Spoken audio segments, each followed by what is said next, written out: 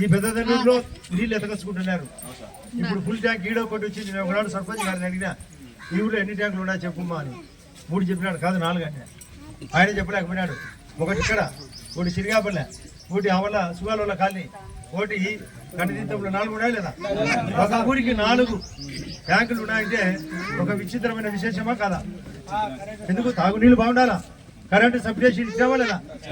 చెరువుకు ఈ సర్పంచ్ చెప్పలే, చెరువు కూడా 2 చెరువులకు మీ 2 చెరువులకు నీళ్లు పదే ఫుల్ సప్లై పెట్టావా లేదా?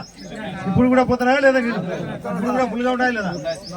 అది కాకుండా మీరు పంట ఇన్సూరెన్స్ కట్టుకుంటే పోతే ఇన్సూరెన్స్ విధానం కూడా మోడీ గారు పెట్టారు.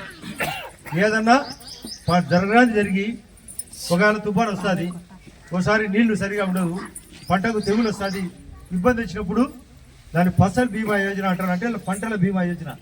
ఇది గతం లేదు, మోడీ గారు వచ్చినాకనే. బీజేపీ కలయిక, ఇక్కడ 3 పార్టీల కలయికనా కాదా? పూజలు బొమ్మ 3 పార్టీల కలయిక, BJP party, Telugu Desam party, Janasena party 3 కలయికతో ఇది పవన్ కళ్యాణ్ యొక్క శాఖ. ఇది గ్రామీణ ఉపాధి. ఈరోజు 250 కోట్లతో 12,000 ఇలాంటి గోకులాలు. ఈ కొత్త కోణం. ఇదే 5 ఏళ్ల పాటు జగన్ రెడ్డి ఏమి తెలియదు పెట్టదు, తను డబ్బు సంపాదడం తప్ప. మళ్ళీ నేను వస్తా అంటున్నాడు. రమ్మను, ఎప్పుడో రమ్మను అంటారా? రమ్మను. వచ్చినాడు, ఏం చేశాడు? కొంప ముంచిపోయినాడు.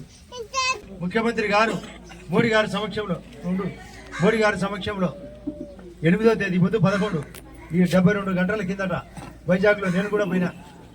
వైజాగ్లో ఒకటి చెప్పినాడు, మేము 6 పథకాలు చెప్పినాం, 2 చేసినాం, 4 చేస్తామని. ఈ 4 చేస్తామనే నమ్మకం. అందులో బస్సు, మహిళలకు ఉచిత బస్సు. రెండోది, అమ్మాయి 18 సంవత్సరాలు నిండితే 1,500 రూపాయలు నెలకు. రైతులకు 10,000 సెంట్రల్, కేంద్రము 10,000 రాష్ట్రం.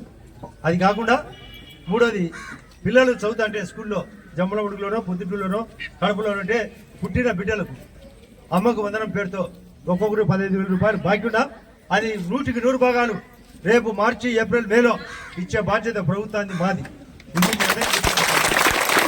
మాది అని చెప్పడం, ఒకటి భూములు ఆక్రమించుకోవడం ఇవన్నీ కుదరదు. ఇక్కడ రప్పుగా జరుగుతుంది. తప్పు జరిగితే నేను పోలీసులు కూడా చెప్పినా, అందుకే కేసు కూడా వాళ్ళు సీరియస్గా తీసుకోలే.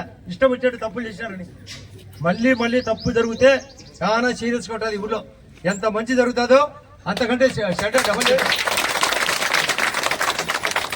అన్నీ చూసి వచ్చాం. మా ఇంట్లో ఎన్నో నష్టాలు జరిగినాయి. వద్దనుకోని, మంచి చేయాలనుకోని కొత్త కోణం ఆలోచించి ఇప్పుడే మీ సర్పంచ్ చెప్తున్నాడు, ఈ మండలానికి అంతా ఒకే సబ్ స్టేషన్. ఇప్పుడు ఇక్కడ ఒక సబ్ స్టేషన్, సలీందర్ కాడ ఒక సబ్ స్టేషన్, టౌన్లో మున్సిపల్ బిల్డింగ్ కాడ ఒక సబ్ స్టేషన్, మళ్ళీ ఒకటి కాలేజీలో కడతాంటే అది ఆపినారు, అది కూడా స్టార్ట్ చేస్తున్నాం. గూడెం చేరు కాడ ఒక సబ్ స్టేషన్. దానివల్ల కరెంటు బాగుంది, నీళ్లు బాగున్నాయి, మెయిన్ రోడ్డు తార్ రోడ్డు చేసినాం, ఈ రోడ్డు కూడా రిపేర్ చేసినాం. ఒక్కొక్కటి చేసుకుంటా పోతాంటే కొత్త కోణంలో పులివెందుల కంటే, కుప్పం కంటే నేను ఆలోచించి చేస్తా అంటే మాకెంత బాధ అవుతుంది. ఎందుకు చేస్తారు ఈ ఊళ్ళో అట్లా? ఇప్పుడే మీరు అడిగినారు, మీరు 15 కావాలంటే నేను 15 చెప్తాడా గోకులాలని. ఆ రోడ్డు కూడా క్లియర్ చేస్తాం. ఏది కూడా చేసే బాధ్యత నాది. నా మీద నమ్మకం ఉందా లేదా? చేసే గుణం ఉందా లేదా?